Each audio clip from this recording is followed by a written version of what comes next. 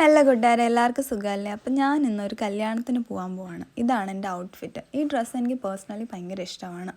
അപ്പോൾ ഞങ്ങൾ ഇന്നും ബസ്സിലായിരുന്നു പോയിട്ടുണ്ടായിരുന്നു. അമ്മയും അനിയത്തിയൊക്കെ ഉണ്ടായിരുന്നു. ഞങ്ങൾ ഏകദേശം അവിടെ എത്താറായിട്ടുണ്ടായിരുന്നു.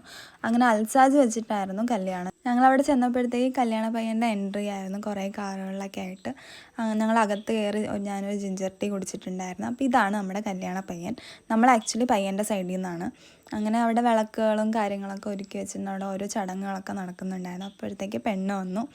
അപ്പോൾ അവരുടെ കല്യാണമൊക്കെ കണ്ട് അവിടുന്ന് ഞാൻ നേരെ പോയത് സദ്യ കഴിക്കാനായിരുന്നു. ഗൈസ്, നല്ലൊരു അടിപൊളി സദ്യയായിരുന്നു.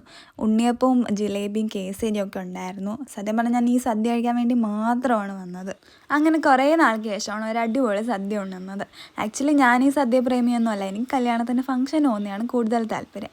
അവിടെ ആയിരിക്കുമ്പോൾ നോൺ വെജ് ആയിരിക്കുമല്ലോ. അങ്ങനെ പായസവും പഴമൊക്കെ കൂട്ടി ഒന്ന് അടിച്ചു. ഇതാണ് എൻ്റെ ഫേവറേറ്റ്, പാൽ പായസം ബോളി.